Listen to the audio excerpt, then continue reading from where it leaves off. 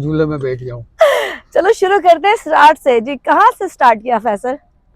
मैंने स्टार्ट लिया था स्कूल से, स्कूलों में तकरीर वगैरह करके, मिली नगमे डांस वगैरह करके। तो उसके बाद इत्तेफाक की बात भी आपको बताऊं, शायद आपको याद ना हो। अच्छा। मैंने अपना पहला प्रोग्राम भी आपके साथ किया, आपने होस्टिंग की थी। अच्छा, ये कब की बात है और क्या हुआ? कब की बात नहीं बताओ हुआ कैसे था? नहीं, डेट भी बता दूं बोलो तो मुझे याद है अच्छी प्लीज तरह। Please please.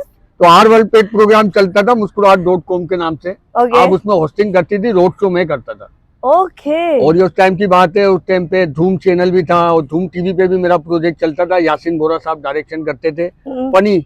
और मैं उसके साथ साथ हनीफ राजा साहब के साथ जरा हटके करता था, छुप छुपा के नाम हुआ वो जिसका। जो हाथ हिलाने वाला प्रोग्राम था, आप उनके साथ एसोसिएट रहे हो हनीफ राजा के साथ? हनीफ भाई के साथ भी काफी काम किया हमने, तो स्टार्ट ही हनीफ भाई के साथ किया था, AR भाई पे। अच्छा, एयरवाई से, क्योंकि हमारी स्टार्टिंग जब हम लोग इस फील्ड में आए तो एयरवाई ऑलमोस्ट आ चुका था। मतलब हम बिल्कुल। लोगों ने स्टार्ट कॉमेडी और ड्रामे सब वहीं से शुरू किए वहीं थे। से किया। अच्छा फैसल, छोटी सी एज में आपने काम स्टार्ट कर दिया, बिल्कुल।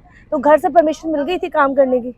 घर से तो परमिशन नहीं मिलती थी। आपको तो पता है कि इस फील्ड के अंदर अगर आप काम करने के लिए उतरे हो ना, तो आपको कोई एक तो जगह नहीं देगा, ऊपर से कोई काम दे रहा ना, वो आपको पैसे नहीं देगा, उल्टा आपके जेब के पैसे मांग लेगा। अच्छा, तुम्हें पैसे दिए थे शुरू में? जब तुम्हें नया नया तुम्हें शौक हुआ था, तो ऐसे वक्त में कौन कौन से लोग थे जो याद है कि यार मैंने इनको भी खाना खिलाया, इनको भी पान सिगरेट हर कोई मांग लेता है ना, मरते सिगरेट भाई डंडे मंगा लेते थे सिगरेट के, यार डंडा ला देना सिगरेट का यार। वो आपको ड्रामे में देखे, नाम अब क्या लूं मैं। नहीं, ये डंडा कौन बजाता था, जरा बताया जाए। वही डायरेक्टर जिसने हर वर्ल्ड पे मुझे पहली दफा आपके साथ काम करने का मौका दिया था, रोड शो करता था, जुनैद साहब ने ही मुझे कहा था यार वो शो तो हो गया फैसल भाई, नेक्स्ट शूट के अंदर आ रहे हो ना, तो गोल्ड लिप का यार डंडा लेते हुए आना। तो तुमने डंडा नहीं लिया? डंडा लेकर आया। और इस फील्ड में आपको पता है कि इस फील्ड के अंदर आप आए हो ना, जब तक आप किसी को खिलाओगे नहीं ना, आपको स्क्रीन पे लाएगा नहीं। अच्छा, मर्द के लिए मेरे ख्याल से जरूरी था उस वक्त बहुत ज्यादा। बहुत ज्यादा। मैंने ऐसा भी काम किया है कि मैं सुबह 8 बजे का घर से निकला हुआ ड्रामे की शूट के लिए, दूसरे दिन सुबह 8 बजे घर जा रहा हूँ। सीन क्या था, खाली दरवाजा खोला था जिसमें फैसल कुरैशी साहब नीचे उतरे। ना करो, ऐसा भी काम किया। मतलब अब एक बात है, अब हम थोड़ा सा इसके नेगेटिव चीजों पे आ जाते हैं। तुम्हें लगता है कि जो बनाने वाले लोग थे वो ही ज्यादती करते थे इस तरह के लोगों के साथ, कि उनको अच्छा काम ही नहीं देते थे कि वो कुछ बन सके? ये हकीकत बात है। हम क्यों सच छुपाएं कि जो हकीकत है कि जो फैसल कुरैशी इस टाइप के जो लोग हैं बड़े स्टार है, लेकिन वो स्टार अब तक है। लेकिन आप जैसे लोग, जब रोल ही अच्छा नहीं मिलेगा तो उससे दरवाजा खोलने वाले रोल पे कौन हीरो बनाएगा? बिल्कुल भाई, देखिए इस मुल्क के अंदर अगर कोई बंदा समझता है ना कि मैं एक्टर बन जाऊं, मैं स्मार्ट हूं, मुझ में एक्टिंग के कट से, तो भाई एक चीज याद रखना, अगर नाना पाटेकर पाकिस्तान में पैदा होता ना, तो वो पान के खोखे पे होता या चाय बेच रहा होता, अच्छा एक्टर नहीं बनाते। यहाँ पे सबसे पहले देखा जाता है चेहरा कैसा है, पीछे बैंक बैलेंस है इसका, नहीं है, ये हमें खिला पिला सकता है या नहीं है, इसको चार्ज दे हम। अच्छा, अगर प्रोड्यूसर के पास पैसे खत्म हो जाते तो प्रोड्यूसर ऐसे बंदों को हायर करेगा कि यार ये खुदा ना खास्ता मेरे पैसे फंस जाते तो ये बंदा मुझे थोड़ा सपोर्ट कर दे, उसको पैसे देने के बजाय लेने का आसरा ज्यादा रखते। अच्छा फैसल, ऐसा हुआ उस जमाने में जब तुमने स्टार्टिंग की, सबसे पहला काम जब तुम्हें अच्छा रोल मिला हो और तुमसे कभी पैसे मांगे गए हो कि जी प्रोडक्शन में पैसे कम हो गए, कुछ कहीं पैसे ऐसे खिलाए थे? अपने पैसे घर से निकाले थे माँ बाप के मना करने के बावजूद? देखिए अम्मी तो खुशी होती थी कि भाई ये लगा हुआ है कभी तो कामयाब होगा, उसकी यही खुशी रहती थी कि शायद अभी नहीं, आज जा रहा है कल कामयाब हो जाएगा, परसों। अब्बा भी इजाजत दे के रखी हुई थी, चलो यार प्यार करते थे आप? बिल्कुल, क्योंकि स्कूल के अंदर से अवार्ड इतने मिलते थे कि डांसिंग में उसमें टेबलो होते थे, मैं खुद लिखता था, दूसरे बच्चियों को टेबलो में करवाता था कि भाई ये करोगे, ये तो स्कूल की इंतजामिया कहते कि इसमें टैलेंट है, तो वो वहीं से एक शौक चढ़ा हुआ था कि नहीं यार कुछ करके दिखाना है। फिर जब करने के लिए फील्ड के अंदर आए ना, फिर हमने देखा कि बाबा यहाँ तो कुछ करने ही नहीं देंगे, इससे बेहतर है कि घर में बैठ जाओ। कौन से ऐसे डायरेक्टर जो आपकी टांगे खींचते थे, जो कहते थे नहीं बाबा नहीं बाहर चलो, ये तो यार ये तो सेकंड रील थर्ड रील भी नहीं बन सकता, लीड रोल होते हैं ना, उस वक्त तो बड़े बड़े हिटलर डायरेक्टर थे। वो कौन से डायरेक्टर नहीं है ये बताओ?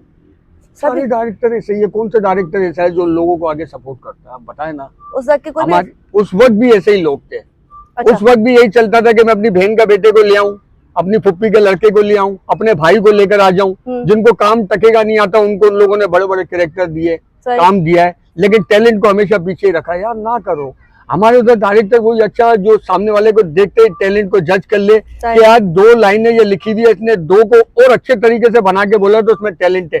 हमारे यहाँ तो पीछे कर देते, यार पीछे कर, यार ये क्या कर रहा है। सबसे पहले किसने चांस दिया जब आपको लगा कि अब मुझे लोग जानना पहचानना शुरू हो गए?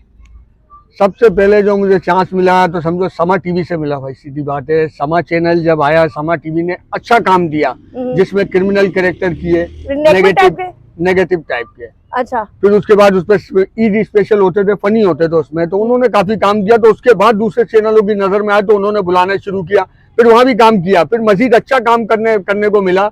लेकिन मसला ये आया कि आप पेमेंट नहीं मांगो दूसरे चैनल। अच्छा, पैसे नहीं देते थे? पैसे नहीं देते। अब देखे ना, एक फिल्म थी 7 दिन मोहब्बत इन, मायरा खान के साथ की थी मैंने, तो उसमें मेरा विलन का राइट हैंड था मैं। ठीक है। उसमें अच्छा कैरेक्टर किया, उसमें 10-12 सीन थे, एंड तक में था और अच्छा कैरेक्टर किया। उसके बाद भी आगे आपको काम मिल रहा है, लेकिन इस बिना पे कि वो पैसे नहीं मिलेंगे। अच्छा, पैसे लगे, वो पैसे अभी तक तुम्हें नहीं मिले, और अब तक होते तो उसकी मालियत कितने होती? प्लीज बताओ, फिर यहाँ से एक ब्रेक की तरफ जाएंगे। अभी तक वो पैसे अगर वो तुम्हारे जमा हो जाते 20 साल, 18 साल, 12 साल पुराने, तो अब तक फैसल के पास कितने पैसे होते हैं? देखिए, पैसे तो बहुत होते हैं, अल्लाह का शुक्र है, फेसबुक से कमाया भी बहुत हमने, 3-3, 4-4 लाख रुपए महीना भी उठाया। लेकिन हम डसे हुए बिटकॉइन के। हमने 2019 के अंदर बिटकॉइन के अंदर इतनी खतरनाक चमाट खाई है कि हमने बैंक का भी बिटकॉइन में लगा दिया था। ओ अच्छा, यहाँ से हम जरा रोकते हैं, क्योंकि कंटिन्यू यहीं से हम बात को करेंगे। ये इनकी जर्नी थी कि इनको स्ट्रगल कितनी करनी पड़ी। ये वो थे जो टैलेंटेड थे, अच्छा परफॉर्म करने वाले, बोलने वाले, लेकिन इनसे जब कुछ काम कराया जाता था तो कहते थे मुआवजा मत मांगो। फिर कहा जाता था हमारे लिए डंडे लेकर आओ, डंडे मीन वो जो भी सिगरेट के डंडे लेकर आओ। और ये तमाम चीजें उस वक्त क्या अब भी चलती होंगी, लेकिन अब थोड़ा सिनेरियो चेंज है। मजीद हम इससे बात करेंगे कि उसके बाद फिर क्या हुआ।